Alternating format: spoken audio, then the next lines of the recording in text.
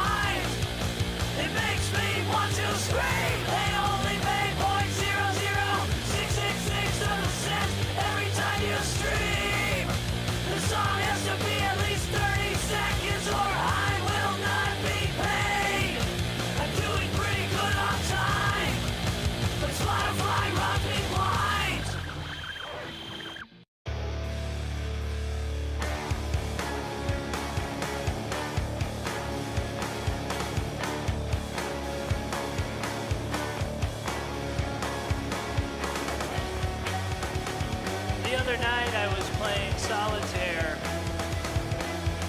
with 6 of my best friends. We were talking about how weird it is that there's no I in team, but the word solitaire has 2 I's in it. And then everybody went home. So I started having a conversation with myself in the third person. But I got angry because I thought I was...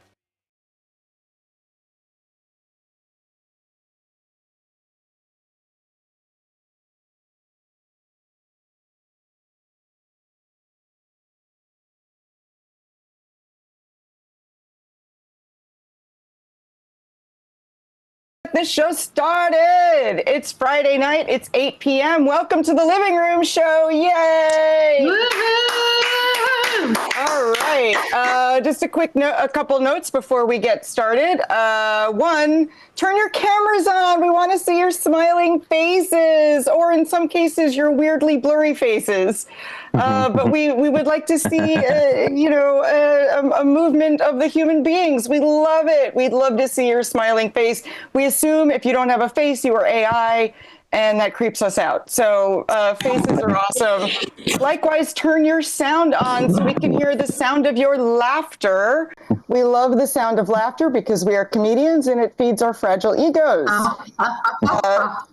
There we go. That is the perfect example of laughter. Thank you very much. Just give it a try. Laugh naturally and go. Sounds weird. We all did amazing. Do that between the jokes and we'll have a great night. We love it. But if you laugh too weirdly, we can mute you. So don't be too weird. Be the right level of weird. And we're going to have a great night.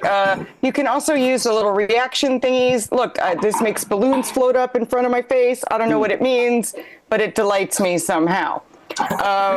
We are best viewed in speaker view. Go to the upper corner of your screen and select view and view us in speaker. That will ensure, I don't know which side it is, and I'm mirrored on my screen, so I don't know. But that will ensure that the person speaking is the largest face on your screen. I assume all of the comedians are in agreement that we are best viewed on a 60-inch TV. Yeah. Yes. Okay. That is what we signed up for. Yes. We want to say hello to our friends on Comedy Hub. Hello, Comedy Hub on Twitch. No. We can't hear you, but we assume you are fainting with delight as we go along. And yeah, I guess the rules about laughter don't apply to the Twitch people because we can't hear them laughing maniacally. And I'm going to throw some links into the chat window. Aaron and I are amazing business people, and we got together, and we decided a really good way to get rich is to run a free comedy show. So that is what we're doing. Genuine laughter. And one way that we have offset the cost of $0 is to ask for donations and tips. That helps us keep the show running. We do pay our comedians, and we pay for other things. I was about to say crap, but I don't want to diss the venue. We pay for Zoom. Venue. It's bad form to diss the venue. Am I wrong? Comedians, you're supposed to, right. So we have to pay for crap like Zoom.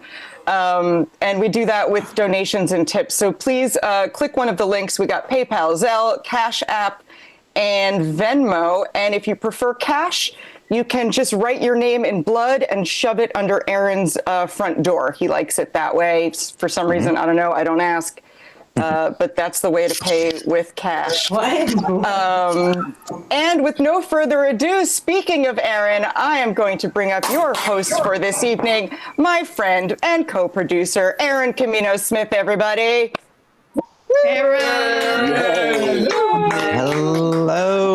Hello, everybody. All right, so excited to be here. How's my audio? I'm on an iPhone above my computer. So this is an interesting setup that I've got going on right now. I'm in Connecticut right now. How do you know I'm in Connecticut? This is currently a bag of New England clam chowder. It's in a cup inside the bag, by the way. It's not like a bag of clam chowder that just is somehow not oozing out. In Connecticut. Yeah, that's how they do it in Connecticut, by the way. You get your clam chowder in a bag. I'm not sure when I'm going to eat that, but it's going to slowly go from being warm to lukewarm to cold, and then probably have something growing in it that I shouldn't be eating. Who knows? Well, disappeared for a while. I disappeared? Uh-oh. Well, did I disappear for everybody? No. Oh, never mind. It's just Jackie and Henry's internet. That internet in Brooklyn. Awkward. Who knows? And I'm already getting my jokes quoted to me that I haven't even done yet on this show specifically. I like to find out at the very beginning of the show, before I go and brag about how my week has gone so far. If anybody is watching us for the first time, if we got audience tuning in, and this is your first time here watching us on Zoom, go ahead, turn your cameras on real quick, give me a wave, go in that chat and type in where you are coming to us from. Carrie is watching for the first time. That's scary. What else? Who do we got? I was demonstrating waving. She was demonstrating waving. But remember, Carrie, the audience is watching in speaker view because they listen to your announcements, so they wouldn't see you waving. And if they saw your demonstration, it means they weren't paying attention to Carrie. So, all right, everybody, I guess, has been here before and pretty much knows what's going on. Steve has an awesome brick background, by the way. But it's like colored bricks, so that's interesting. Yeah, I'm looking around, and I think most of you have already been here, so you know what's been going on in my life. You know my big news. I have a bag of clam chowder. That's what's going. That's the most important thing that has happened to me in the last week. That, and I filmed my comedy special. But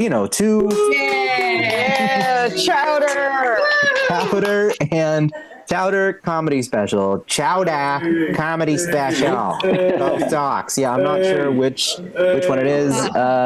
Yeah, it was super fun.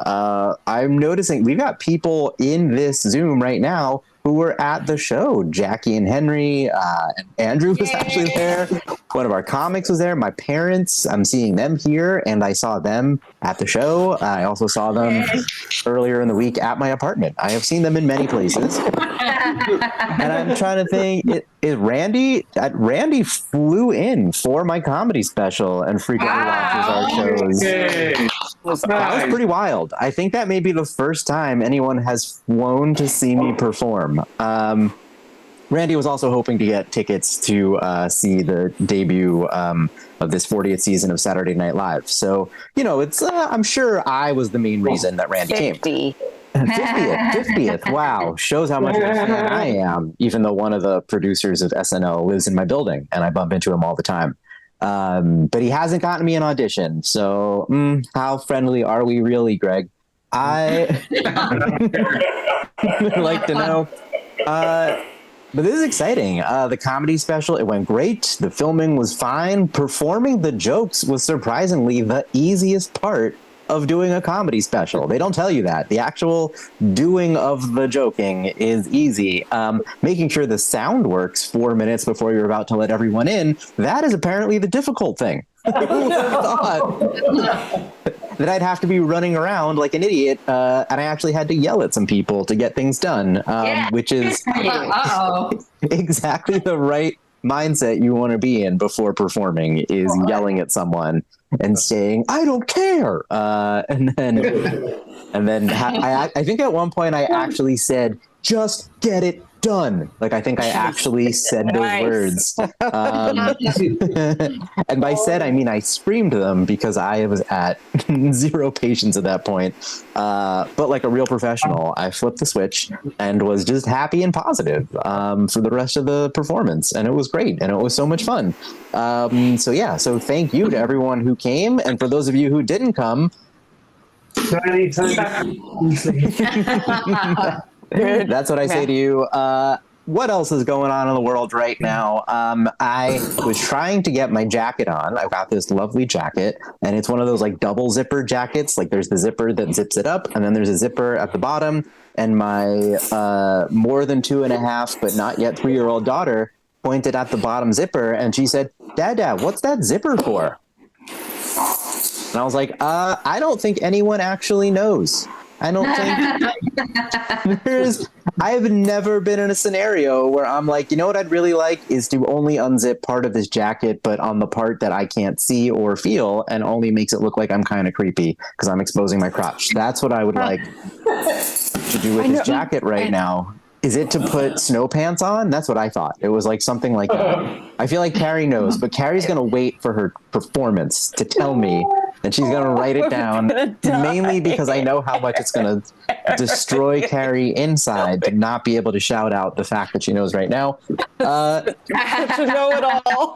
She knows everything. I'm gonna just throw out more trivia questions about things I don't fully understand, and we'll see if Carrie knows the answers to those as well. By the way, also apologies to any of our regular audience that Carrie and I do not have matching virtual brick wall backgrounds today. I know that's really throwing you off. It's very confusing. Like I said, I'm on the iPhone here, and the computer's down here. It's because you're closer to the brick wall. I'm further away from it. That's what it is. It's actually perspective. My bricks are smaller. That's why Carrie's bricks are smaller and a slightly different color. It's how close she is to them and away from them. I will just say this right now. Let's go Mets, everybody. Yeah, it was a pretty wild night. It's always exciting to watch your team in the playoffs because they're not on the local regional sports network. They're instead on a national network with real just titans of announcers on ESPN. They do amazing things like tell you how many outs left until the game is over. And wow, these announcers are impressive. It never happens when you're watching it on the local network with the actual former baseball players. But when you're watching on ESPN and they go into the 9th inning, they'll make a comment like, the Brewers are just 3 outs away from winning this game. It's like, oh, thanks for explaining how baseball works. And then when there's like one more out, they'll be like, wow, just 2 more outs until the Brewers could potentially win this game. thank you for doing that math for me, ESPN. That's why I needed you. I'm gonna start my own service where you can actually listen to the announcers from your favorite local region, and it could be a free streaming service where you can mute your TV and it will sync up, and you can listen to the people you want to listen to. That's what I think we should do, but they would never go for it. Yeah. All right, everybody, let's move on, because this very specific Mets material is really just clicking with everyone. I've got no jokes for this, everybody, but I just saw Mark Zuckerberg is now worth $200 billion. $200 billion. Wow, He's closer to a $250 billion than I am to, I don't know, 10,000, 50,000. Like, I don't even know what to say. But his whatever that math works out. Maybe I need to contact an ESPN announcer to do the math for me to figure out how much closer he is to a trillion than I am to not even a billion, but a million, or 1,000 or 100,000. It's a lot, is my point. It's kind of frustrating to see that amount and to know that I still got my Facebook account banned 4 years ago for impersonating a famous person. We still don't even know what it meant. We still don't even know why I was kicked off of Facebook. We don't know what famous person Facebook thought I was impersonating, or if they thought I was impersonating the famous Aaron Kominos-Smith. The one, right? Like, this is it. It's me, Facebook. I'm right here. I'm here for you. That's my Internet Movie Database profile, where when you look me up under that one scene in Inside Amy Schumer as short guy, that's me. I am the Aaron Kominos-Smith. Absolutely ridiculous. So you know what, Mark? Maybe I could borrow the $100 it would be to get meta verified. All right, everybody. We've got an amazing show for all of you guys. We've got great comics. We're gonna have so much fun. How are we feeling? Are we pumped? Are we excited? Yeah. All right. Right. This is good. I am excited, mainly because this next comic that we've got coming up, she is absolutely hilarious. This is like her third or fourth time doing the show at this point. I think she found some awesome protective scaffolding to perform under. I can't wait. This comic right now, she's got a great show at Halyards once a month called New Money Comedy. I've done it, and we're going to make sure Carrie gets to do it soon as well. Let's hear it right now for the amazing and talented Mia Wilson, everybody. Let her hear it. Yay. Oh, thank you. Yeah. I had to move, so hopefully I found a good place. I found a park bench that I thought was going to be perfect, and then a family of rats also had the same opinion. And then a man started peeing near it, and then it also was a place where I guess adult men skateboard back and forth. So I picked the worst place. So I am now sitting at the service entry for an Eataly. So I feel like I have good feelings about this. So manifesting good spot. So thank you for letting me be on the go. I'm very excited for this month. This has been very, very fun. October is my favorite month. It is it's the month where I'm going to be ending my 30s, which is kind of fun. I think I heard applause. I am planning on killing myself. I should have said that. No, I'm kidding. Okay. I'm turning 40. Although those are kind of like the 2 ways. Those are the 2 ways out of your 30s, so you get to decide. I'm really excited. Like, it's been something that's been kind of fun for me. But what I have noticed is that other people's responses are very strange. So, like, I will just right off the bat, there is nothing weird about turning 40. Okay. However, people are going to be weird about you turning 40 if you haven't gotten to do it yet. I had a friend of mine who's much younger, and I told him, I was like, oh, next month I'm turning 40. And his response was, he goes, oh, no, honey, don't say that about yourself. It's okay. And then you're kind of like on the defense, because I'm actually like legit excited about it. I think it's kind of cool. I think it's like legitimately pretty cool that I have been on this earth for almost 40 years, to the point where if you are significantly younger than me, I do pity you in a way. Because just for the very nature of like the fact that I've been alive for almost 40 years, I have gotten to see, like with my own eyes, very cool human historic things. Like, for instance, because I have been alive for almost 40 years, I have gotten to see personally Gwen Stefani pretend to be every race on Earth. You know? I mean, just incredible stuff. Because, like, I think, like, if you're a lot younger than me, you probably know Gwen Stefani as, like, she's, like, a white lady who's, I guess, a judge on, like, a reality singing competition now. But when we met her in the early 90s, she was but a humble Latina gang member. You know? And I think that's the other thing I've noticed a lot with, like, young people is, like, the 90s are back. Like, everyone's, like, dressing like it's the 90s. But I have core memories from the 90s. You know, like, I lived through the 90s. And if you are a lot younger than me, like, you do not understand, like, how wild the 90s were. Sorry, they picked a great spot to start that. Like, the 90s were nuts in a way that I don't think people quite understand. Like, what were they? They were famous for, well, there was, like, the .com boom, and, like, the stock market was doing really well, so people were making a lot of money. But then, like, halfway through the 90s, they just cloned a sheep. Do you guys remember this? Yeah. They just cloned a sheep. Nobody was asking for it, and they did that. Although I actually think the wildest thing, like, the indicator of, like, how weird the 90s were, is that the most popular genre of music in the 90s was something called ska, which I don't know if anybody remembers ska, which is, you know, I think, like, if you don't remember ska, like, you describe it as, like, I don't know, it was like what every band of, like, 4 dudes just went insane and hired a trombone player.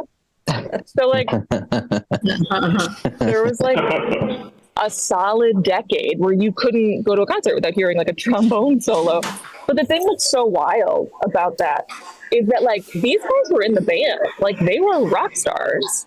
So that means that, like, for a quarter of my life, trombone players were just, like, hooking up with girls regularly. That was just, like, a normal thing. Do you have any idea how good an economy has to be to date a trombone player? Wow. I like the sheep one, though. I've been thinking about the sheep cloning because I'm not, like, a big conspiracy theorist, but I do have some things that I think are conspiracies. And, like, I think in general, when people pick conspiracies, they pick things that are, like, overly complicated and, like, hard to pull off. Like, a big one's, like, the moon landing, right? Like, people don't believe that the moon landing was real. I actually dated a guy before I got married. I dated a guy who did not believe the moon landing was real. And we went on our first date, and it was just, like, mediocre. Like, it wasn't really any vibes or anything. And then he just unprompted announces that he does not believe the moon landing happened. And I was like, oh, we're going to need to do this for another 6 to 8 months. Like, I need to hear this at least for half a year. So I'm fascinated by conspiracy theories, but I've been thinking about the sheep one because, like, I think that that's a solid conspiracy theory. Like, I think it would be a lot cheaper and easier to fake the sheep cloning, right? Because, like, all you would have to do is just, like, call a news media and just bring out 2 sheep and be like, see, it's the exact same guy. Like, and, like, we wouldn't know any better, you know? I'm a big social media person. Like, I'm addicted to social media. I'm addicted to TikTok, particularly TikTok. But I feel like my TikTok algorithm knows me in the way that, like, dads know their adult children, where, like, it remembers, like, one thing I like, and then it's just trying to get, like, a lot of mileage off of that. So, like, every time I open TikTok will be like, oh, you like dogs, right? Are you into dogs? And I'm like, yeah, no, I like dogs. And they're like, oh, you're going to love dog hospice, you know? And then it's just like, oh, just videos of stuff you just, like, don't watch. I get a lot of, like, videos and brands that are, like, shelters. So that's, like, because a lot of shelters have, like, you know, the social media presence now. And so I get, like, all of these different shelters suggested to me, and it's such a bummer. And it's also, like, the shelters are too much. Like, they're way over the top. It used to be, like, I remember, like, when I was growing up, like, if you wanted to get a dog from a pound, you would just, like, get a dog from a pound. And then if someone was like, oh, like, what's the dog's backstory? It was just like, well, they were outside of the pound and now they're inside of the pound and we picked them up. Like, it's not. It's not. Yeah, but all these shelters have, like, backstories. Like, all these dogs have to have backstories.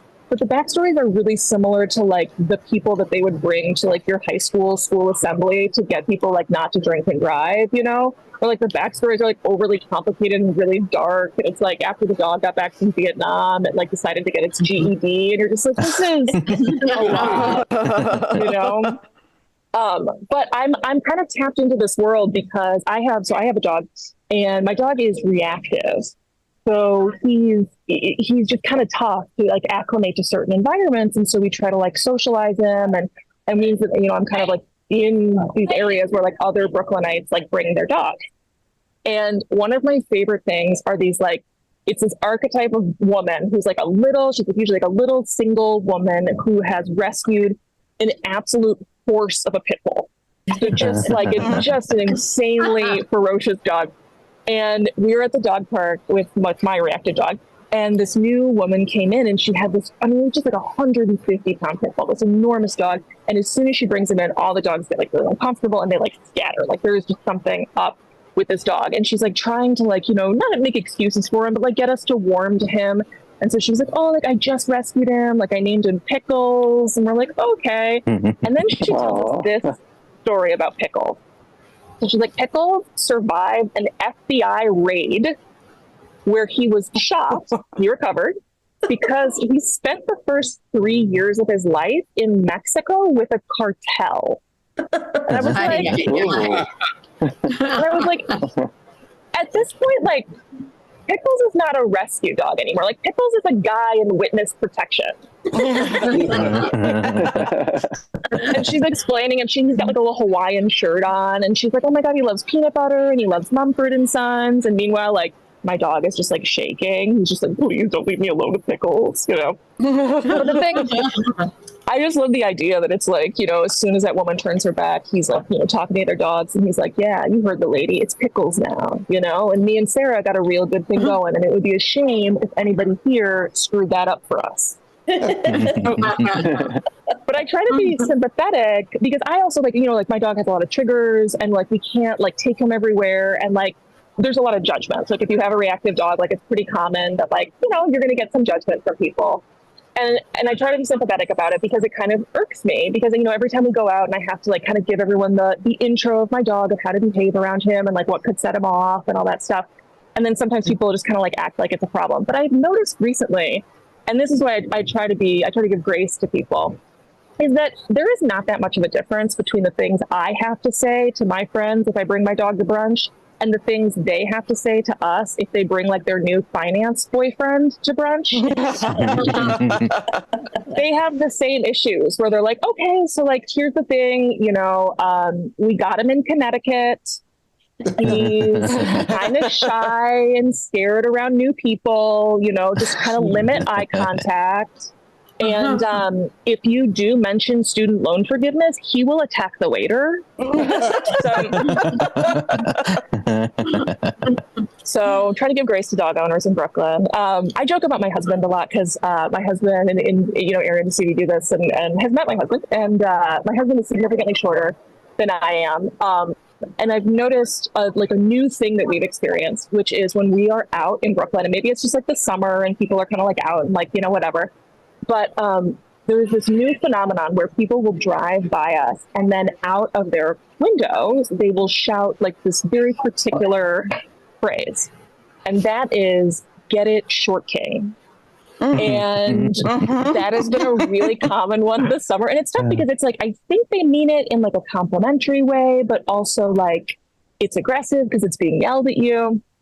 And the other thing is, my husband thinks this is funny. I don't love it. I think that it's kind of reductive and it doesn't really summarize who my husband is because he is significantly shorter than me, but he's also younger than me. And so I do prefer child emperor. But we've had a thing recently with, you know, it's not just strangers. Like there were other people like in our life, people that were close to us that have always been really weird about us, like having a height difference.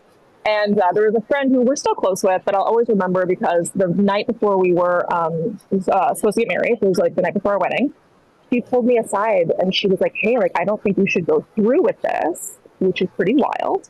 And I was like, oh, no, he's too small to cheat. Like, don't sweat it. I've done research. Like, we're fine. And she was like, no, I'm like kind of worried about your safety. And I was like, no, I couldn't take him. It's same research. And she goes, no, like for real, like, what are you going to do if there's an emergency? Like, what are you going to do if there's a fire?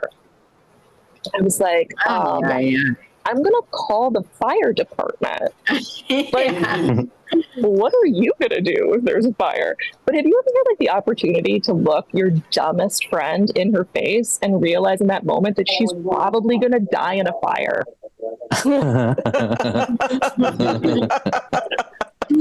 But I have been thinking about weddings in general, and we did pretty normal wedding vows. Like we just got like the boilerplate ones from the internet, and which is like fine, but we weren't like those people that like write their vows and subject everyone to just whatever that is, and so we just used the normal standard ones. And I feel like they're not a really great representation of like the things that can actually affect your marriage, like contemporarily. Like if you're like, contemporary times, like two people who like live in an urban area, I just think that we need updated wedding vows that are more difficult to keep. Because like, for instance, like with the normal ones, like if my husband like lost his job, right? Like richer or poorer, I'm not gonna like leave my husband. Like if my husband got sick, right? Like sick or like in sickness and in health or whatever, I'm not gonna like leave my husband. But if he came home with an earring, right, that feels a little dicey, right? Because there's other stuff too, because I think that there are actual things that like can affect your marriage depending on like who you are. And like, my husband is like in his late 30s. He's like a hipster who lives in Brooklyn. Like there are real material threats that could affect our marriage. Like he at any point could come home and be like, honey, I think that we should move to Portland. We should have a clause in our marriage vows for that, because the truth is that currently, if he did come home with that earring, I could leave him and it wouldn't be breaking my vows, right? Because there's like sickness and health, richer or poor. There's no like, still cool or are you whack now? Like there's no clause for that.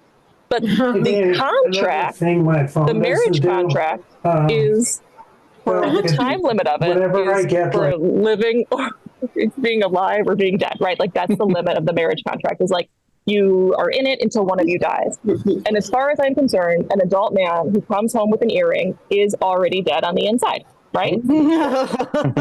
Or at least he is dead to me. So those are my theories on my vows. And that is it for me. I will no longer subject you to this scaffolding outside of an eataly.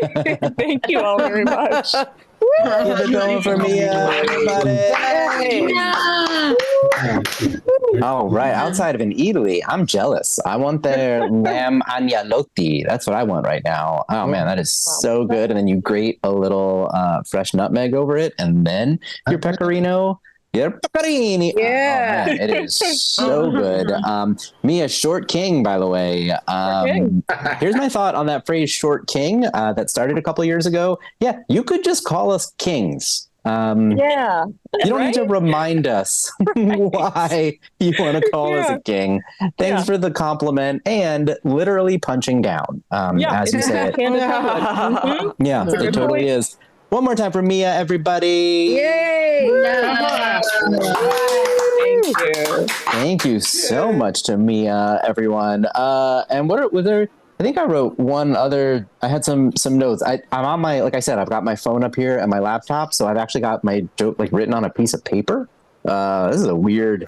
Usually I've got a Google Doc going on, so this is pretty wild to have it on a piece of paper. What is it? What is it? 2008? What's going on right now?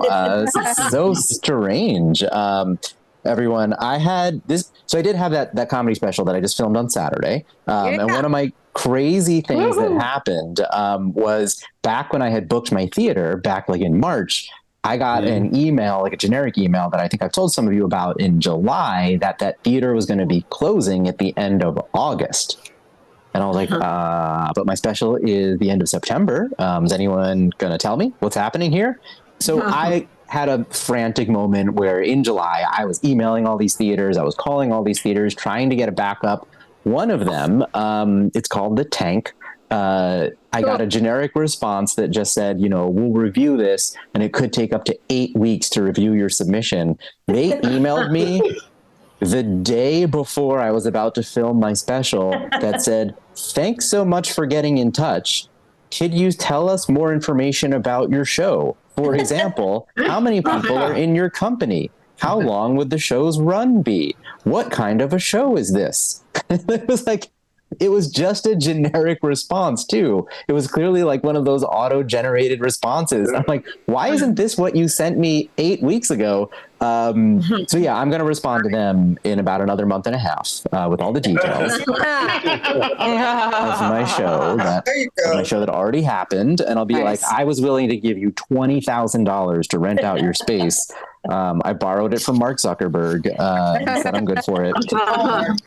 Everybody, we're going to keep the show rocking and rolling right now. This next comic is absolutely hilarious. He has done this show before, and he was at my special filming as well. And I think I spotted him midway through. I was like, whoa, is that Andrew? Like, I almost stopped in the middle of a joke to be like, is that Andrew? And I think you're supposed to do that, by the way, at your special filming. You're supposed to just point out random people in the middle. And I'll tell you about Carrie being there as well in a moment. Let's hear right now for this next comic. He is absolutely hilarious. He is a published author. Let's hear it for Andrew Bayroff, everybody. Hey! Oh, keep it going for Carrie and Aaron. Mia, you're crazy with your scaffolding. I have, my night is crazy. I've got my cat sleeping right next to my laptop. It's a crazy Friday night here, everybody. I'm looking through, while Mia was on, I was looking through the gallery here, and I got Vivian Kominos. You guys look like my parents looking at my first comedy special, like, you better be funny. It's past 9. I'm missing Matlock for this crap. You better not make fun of me. You're never gonna get Kugel for Hanukkah. And then I got Henry and Jackie as my aunt and uncle. He's not that smart anyway. If he's not funny, what do I care? I'm not wearing pants anyway. He's not that important to me. Jackie's laughing. Henry's like, I will come to your house. Little De Niro there. So, wow, that is a firm threat there, my friend. I should stop while I'm not ahead. So yeah, we were talking about ages, which is very serendipitous because I have at least 45 minutes of being old. I just turned 52 this year. Yeah, so if you're 40, welcome. You're at 50. We have hats and jackets made. They're fantastic. They're very lightweight, and you're getting older when you bring a light jacket everywhere you go, just in case. Just in case. Henry, bring a light jacket. You never know. We're in Delray Beach. It's 100 degrees. Then bring a thin jacket. You never know. But my grandmother, bring a light jacket. There's no punchline to this. It's always that light. It's 95 degrees in New York sometimes. I'm like, you know what? Let me grab a light jacket. I'm schwitzing in the hallway. You never know. There could be air conditioning at the deli. I want to be a little warm. Yes. I don't know why I meant. Yeah, see, Carrie, I don't know why I morph into a 100-year-old Jewish woman from Russia every time I do that joke. But I like taking a little bit of a litmus test from the audience. Who here thinks Paul McCartney's pissed off that he's left with Ringo Starr? Like that is really these are, as the other comics could attest to, these are the dumb things that go through our minds all day long. We're ordering a sandwich. I wonder how that Paul McCartney's doing. Maybe I should call him. But at 52, 52 is fine. There's some people older than me there's the kitty cat. I'm sorry. There's some people older than me here, and that's fine, but whenever I really, at my age, I don't look back. I really don't look back when someone says, "Hey, young man," that's not for me. I just keep on walking straight. That's for someone else. If someone's yelling "young man" to me, I don't know. Maybe my jeans are fitting really well. I do a lot of squat thrusts. This is going as well as I could have ever expected. As I got older, and I'm sure some people in here can attest, and if you're not 30 and over, 40 and over are the only ones that could really are allowed to laugh at this. I've really embraced new things as I got older. I work in the corporate world, right? So one of my new favorite things is when I get an email that says I could remove something from a calendar. Oh my God, that is remove this meeting from a calendar. I start doing push-ups. I start feeling really good. God, I can remove it. I don't have to do anything. You know what I can do? I'm going to put a nap in there. 9 to 9:30, I'm going to go back to sleep. That is. And on top of that, when I get a call around 8 o'clock for a 10 o'clock plans and someone says, hey, I got to cancel. Oh my God, cancel plans? Anything that started after 8 is a godsend for anyone over 40, over 50. It's like, I don't have to put shoes on. That's a good Thursday night. That is so good. And I know the people who are over 40 and 50, because you're the ones that are pointing at each other and cracking up. Because you know the feeling. It's like, Jackie, I don't have to put underwear on. All right, good. Let's sit back on the couch. My plantar fasciitis. Sir, I don't know if you sound like this, but this is how I feel other people sound. Another thing that I've really embraced, handrails going downstairs. They're your friends. Don't dismiss the handrails, my friend. Hey, a nice, sturdy wooden handrail? Come on.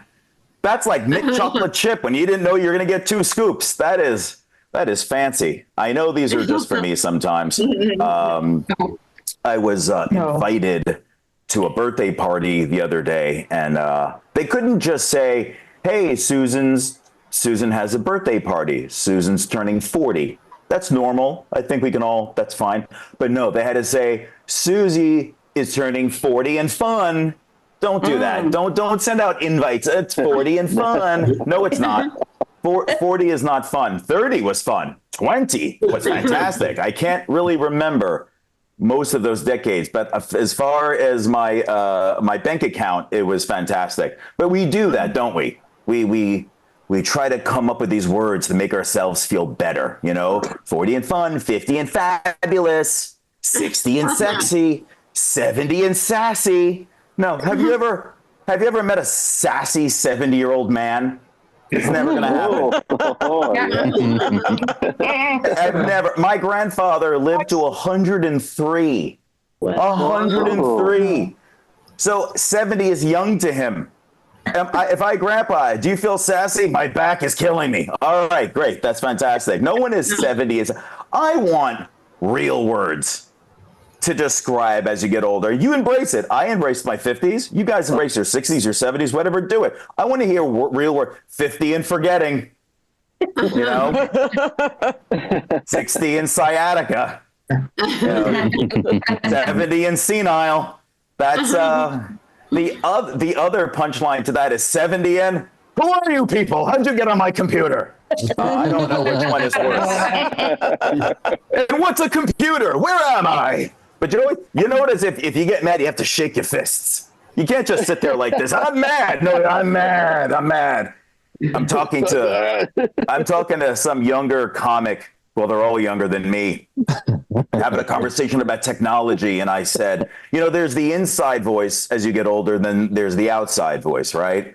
We were talking about technology or something, and I said, well, I didn't really grow up with flat screens or iPhones or anything, but that was on the outside. On the inside, it's like, I didn't grow up with your flat screen flim flam and your fancy iPhones and your Samsungs, and get off my property. You always have to say, get off my property. It's like, we're under scaffolding. This is not your property. I'm doing a tag to the previous comic because I'm semi-professional. Oh my God, this is it. So as you get older, I mean, at least for me living in New York, I know we have New Yorkers here. I'm a Brooklyn-born, Brooklyn-born, Sheepshead Bay, 1972. There's the kitty cat. You can see her a little bit. But I was raised in Jersey, but I've been back in New York for a long time. And I love I have some favorite things. We all have our favorite things in New York, right? And there's some freaky things that happen in New York. I saw one of my favorite things the other day in Central Park. This is new to me. I saw a goth woman. We all know what goth is, right? We're not too old goth, right? Okay. And that's fine. I've dated a couple of goth. I've had friends that are goth. Fantastic. Do what you want to do. But she was black. I don't mean pigment. I'm sorry. Racist, canceled. Her everything with her hair, her makeup, she probably smoked cigarettes just so she can have a black lung. That's how committed she was. She probably was in a coal mine. I got the black lung. We're full goth. But here's the thing. She was wearing an Apple Watch. Those don't go together. Chicks, they're supposed to be shunning everything. Like, what is she doing with an Apple Watch? Siri, set a daily reminder to hate my parents. And play Taylor Swift. Like that, those things just don't go together. You have to look around. Goth chicks don't, I can say chicks, I'm over 50. I apologize if I'm insulting anybody, but that's the way we talk. I think I got about 50 minutes left, so we're going to dig in here, Aaron. We're going to have time. I think, oh no, I got the light. Oh my God, that's professional of me, Carrie. That is very professional of me. I literally have, this is the great thing about Zoom shows. I have all my material off to the side. No one is the wiser. I will leave you with this. I have time for one more joke.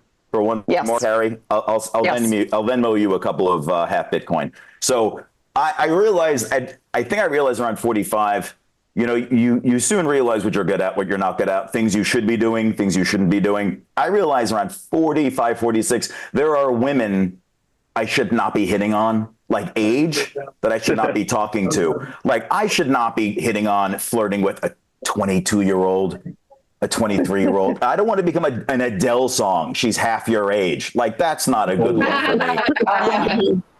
Thank you, Adele fans. Boom. Notice the goth chick. She's like, it's not Taylor Swift. I'm not laughing. Rock on. It's all about Metallica. So I realize, though, even if I strike up a conversation with someone in their 20s, it doesn't matter. My references, I am so old.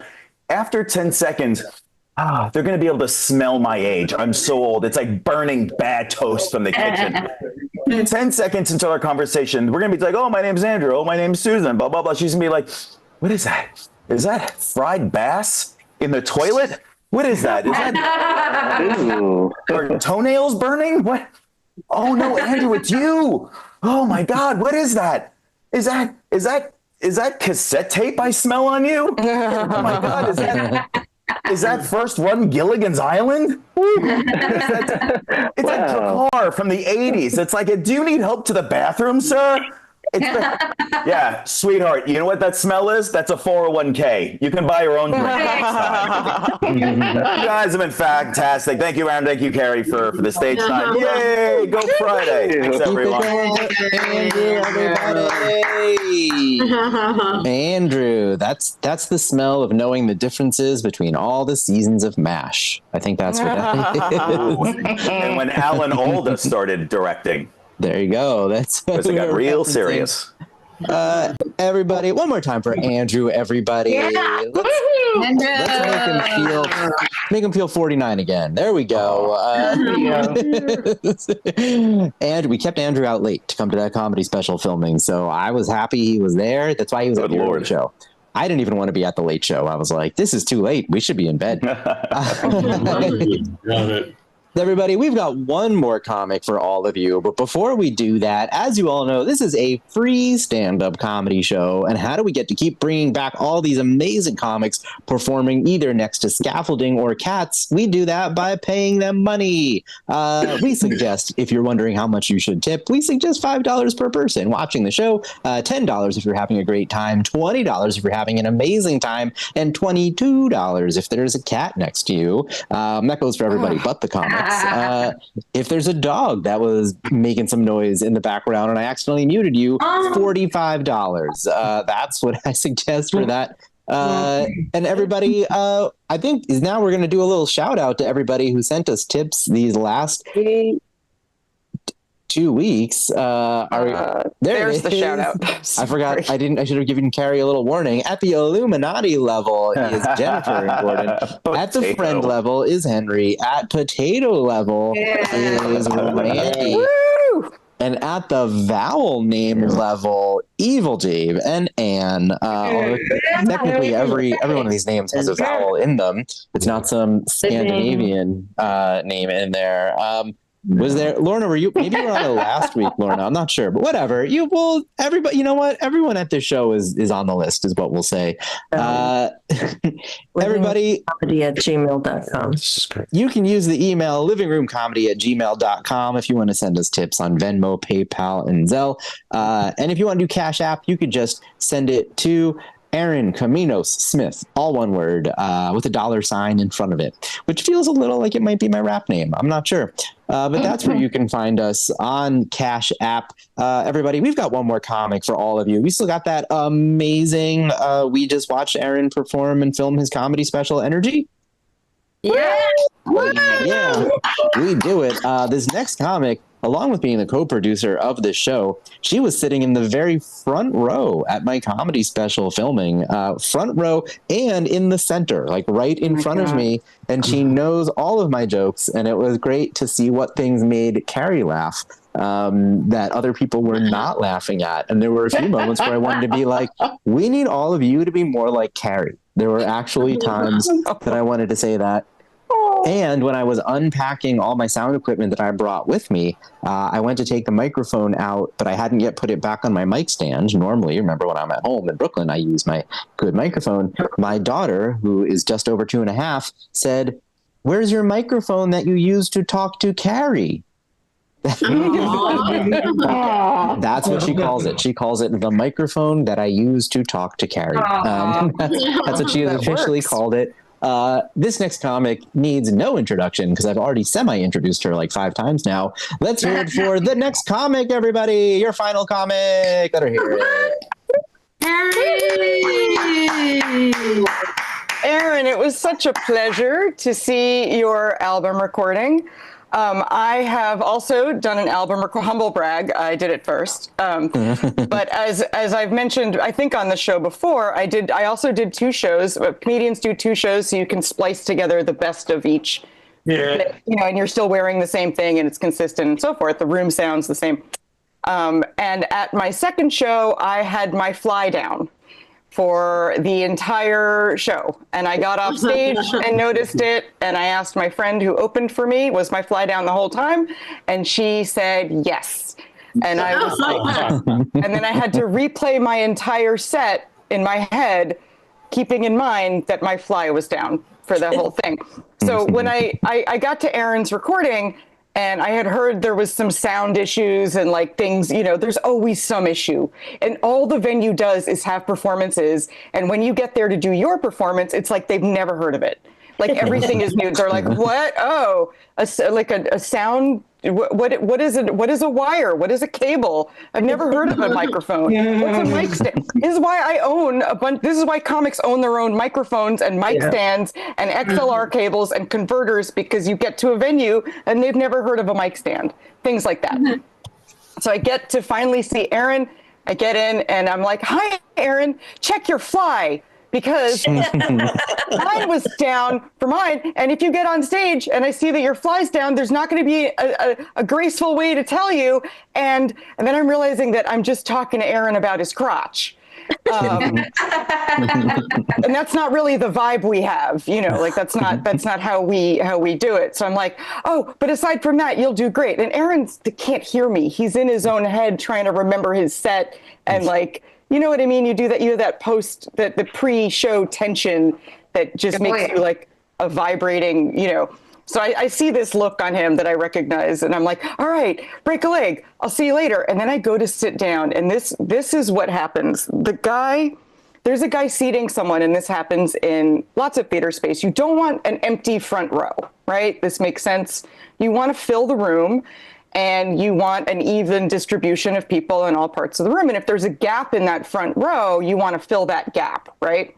So the guy seating everyone looks at me and he goes, are you here alone? And I went, what's your point? What's your point? I have a boyfriend. He's out of town this weekend. I went out of my way to get a boyfriend to avoid answering if I'm places alone because I hate it. And you ever go to a wedding alone? Because I have. And people say you're going to meet people at weddings, but you don't because everyone's paired up and you're the only single person at a wedding. So yes, I'm here alone, but it's not because I'm alone. Oh, Mom is giving me the thumbs up, or is that a sound check? I don't know what that gesture is. She's happy I have a boyfriend. You're right. I'm right, yeah. So he goes, are you here alone? And all of this inner monologue. And I just went, yes, I am. And he went, oh, good, because we have one spot in the front and we need to fill the one seat. And I get that, And so I, wanting to be a team player and a good friend, and I understand how venues work and I understand how audiences work, I volunteer to sit in the front row.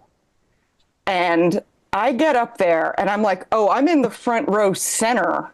And I'm basically on stage, when you're on stage, you can see the front row. You can't often see the back because you're spotlit, but you can always see the front row. Does this make sense to people who don't do stage work? You understand the physics of light, right? So I'm like, basically Aaron is performing to me and I think his parents are to my left and some other friends are to my right.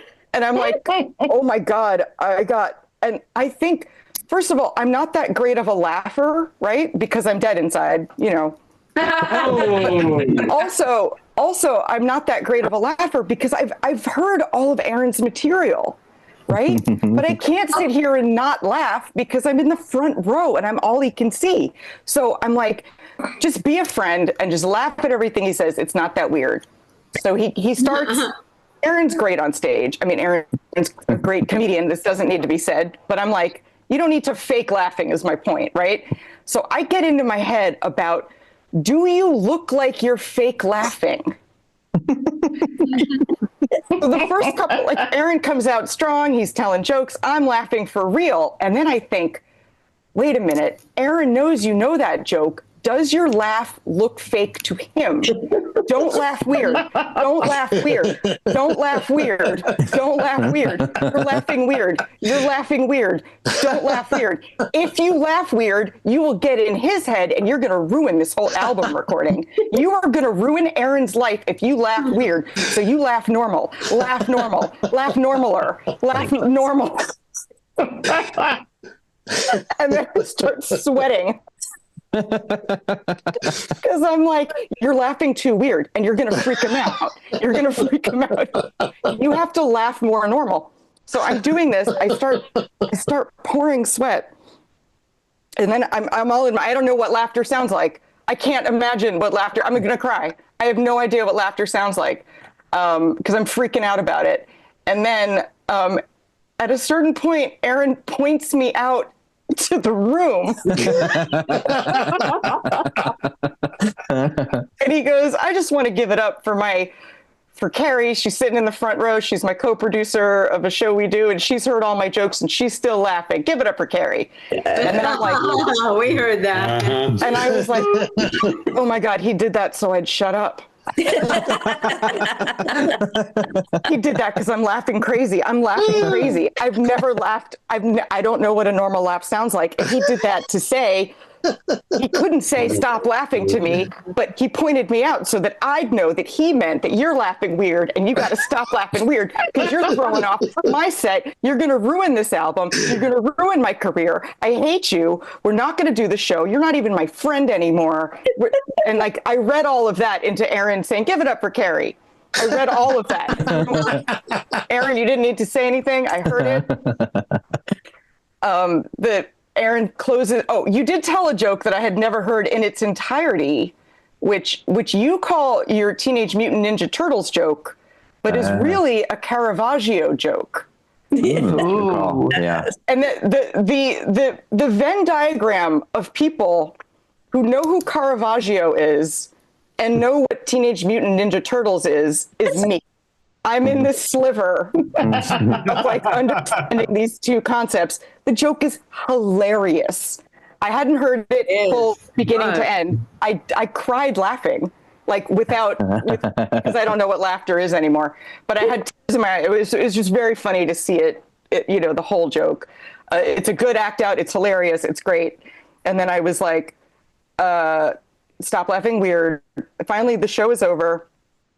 And I'm like limping out of there because I've just ruined Aaron's life. And I don't know if I'm going to recover this. And I take my glass back to the bar area because I'm not a monster. And if you drink a glass, you take your glass back to the bar, right?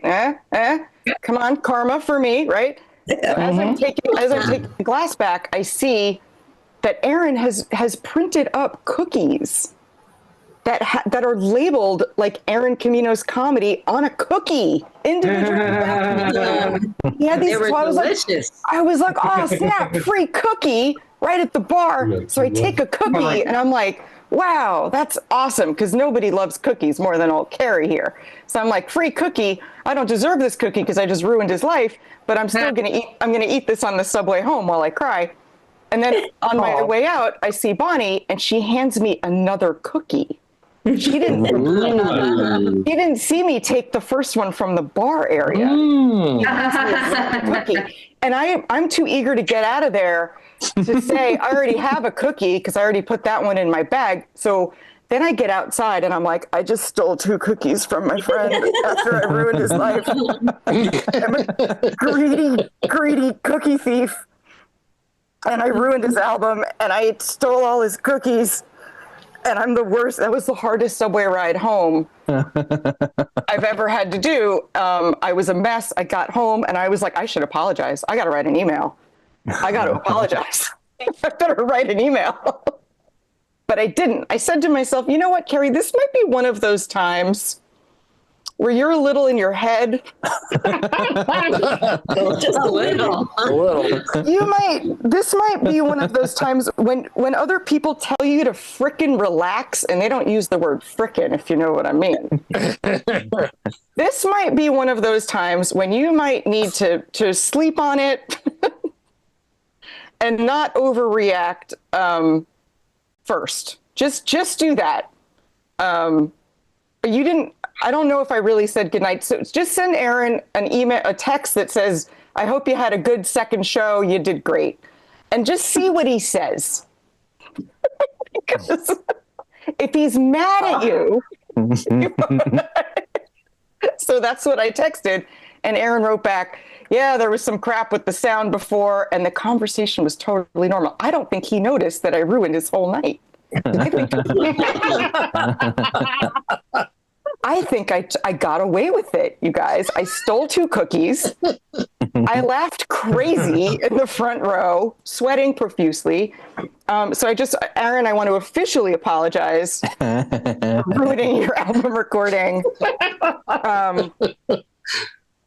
And that is a glimpse into my head, you guys. Was that as painful for everyone as it was for me? The bottom zipper on a coat is for if you are riding a horse. If you are riding a horse, you want that bottom zipper to divide the coat so that you can fit on a horse. There's that second zipper on the bottom. Were you all waiting for that explanation? Oh, yeah. For those of you who missed the first 10 minutes of the show, you missed the lead into that. That's a callback. And if you missed the first 10 minutes, I was very eager to get that out. Otherwise, I had a great week. I'm still training for the 5K. I found out that I found my gym grunt. I have a gym grunt now, you guys. So I had not had a gym grunt because I don't lift anything I can't lift, right? When many years ago, about 20 years ago, I played tennis regularly, and I had a pretty awesome tennis grunt. It was like when I hit the ball, when I made a crazy shot in tennis, right? I had a great tennis grunt. So I assumed that would be my gym grunt, but it is not. This is my gym grunt. Are you ready? Uh-huh.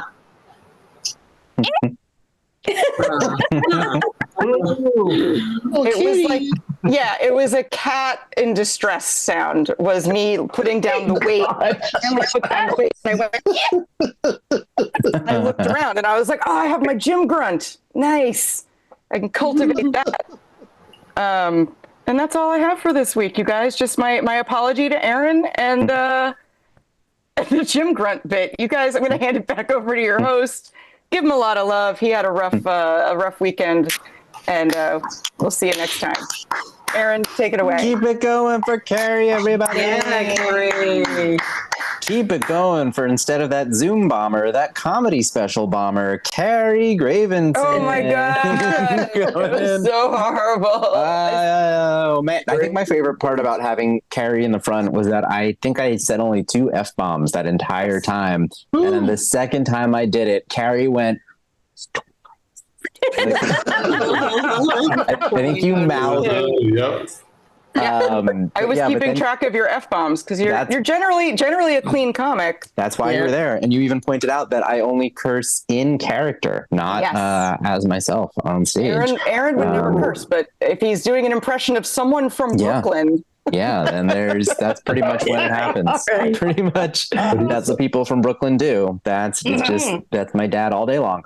Everybody, clap it up for all the comics that you have seen. Clap it up for Andrew, for Mia, for Carrie. Clap it up for yourselves for being an amazing audience. We do this show every Friday. And then other than that, if you are going to be near Mohegan Sun in Connecticut at Comics, not tomorrow, not this Sunday, but the following Sunday, I made it to the finals of their competition. Yeah. Doing a 25-minute spot there. It's just me and 2 other comics, and the winner gets to headline a weekend. And actually get paid a little chunk of change. Get me closer to Zucks, and I'll be so close to M Zucks. You never know. Yeah. So have a great night. Have a great weekend, everybody. We'll see you back here next Friday. Keep it going for yourselves. I'm going to have to run because I've got a cranky 2.5-year-old upstairs, and we got to drive back to Brooklyn now.